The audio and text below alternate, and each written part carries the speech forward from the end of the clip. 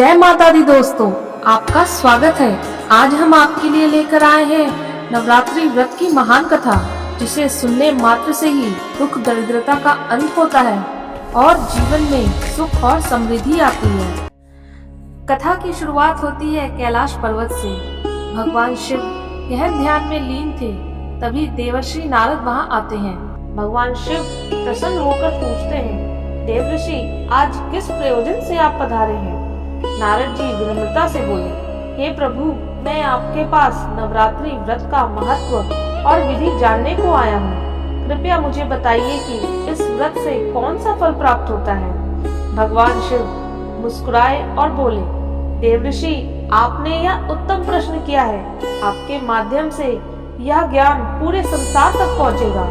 ध्यान से सुनिए, मैं आपको आज नवरात्रि व्रत की महान कथा सुनाता हूँ। बहुत समय पहले कौशल देश में कपिल नाम का एक वैश्य रहता था। वह बड़ा गरीब था, बड़ा परिवार था, लेकिन कमाई उसकी बिल्कुल भी नहीं थी।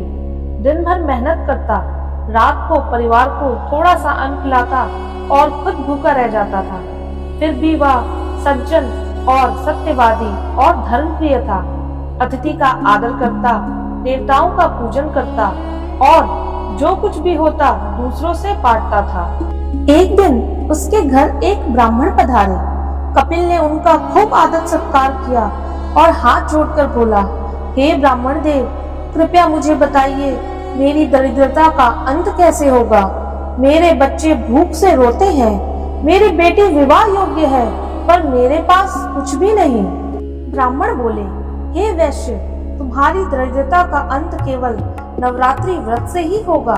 तुम देवी दुर्गा की पूजा, हवन और मंत्र का जाप करो। यह व्रत ज्ञान, मोक्ष, सुख, संतान और शत्रु का विनाश करने वाला है। इसी व्रत को भगवान श्री राम ने भी सीता हरण के समय किया था और रावण पर विजय पाई थी। ब्राह्मण के वचनों को सुनकर कपिल वैश्य ने नवरात्रि व्रत का अनुष्ठान शुरू किया। वर्षों तक उसने भक्ति और श्रद्धा भाव से यह व्रत किया। नवमी की रात्रि में स्वयं माँ दुर्गा प्रकट हुई और बोली, हे पुत्र, तुम्हारी भक्ति से मैं प्रसन्न हूँ। जो वर मांगना हो मांग लो। कपिल भावुक होकर बोला, माँ, मेरे लिए आपके दर्शन ही सबसे बड़ा वरदान है। बस आप इतनी कृपा कीजिए कि मेरे बच्चे कभी भूखे ना सोए। माँ दुर्गा मुस्कुराई और बोली, हे भक्त, अब तुम्हारी दरिद्रता समाप्त होगी। तुम्हारा घर भी धन्य धान्य से भर जाएगा।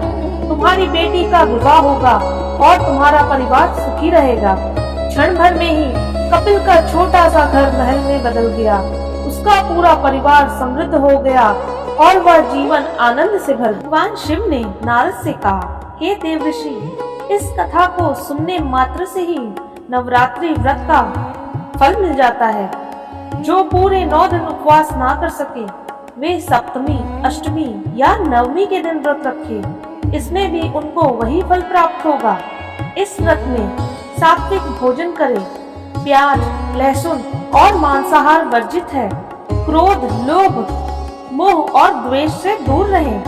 देवी दुर्गा की पूजा में लाल पुष्प, धूप और दीप अर्पित करें। कन्याओं को पूजन करें, उन्हें भोजन कराएं और आशीर्वाद लें। यह व्रत केवल इच्छा पूर्ति का साधन नहीं है, बल्कि आत्मा की शुद्धि और देवी कृपा का मार्ग भी है। नवरात्रि में माँ दुर्गा भक्तों को संकेत भी देती है। यदि पूजा के समय फूल आपके ऊपर गिर जाए, तो यह माता की कृपा है।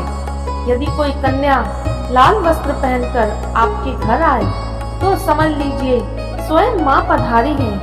यदि आराधना करते समय आपकी आंखों से आंसू आ जाए, तो जान लीजिए माता ने आपके हृदय में प्रवेश कर लिया है। तो दोस्तों, यही थी नवरात्रि व्रत की महान कथा। यदि आपको यह कथा अच्छी लगी हो, तो वीडियो को लाइक और शेयर करें। कमेंट में जय माँ दुर्गा लिखना ना भूलें और चैनल को सब्सक्राइब करना भी ना भूलें। जय माता दी।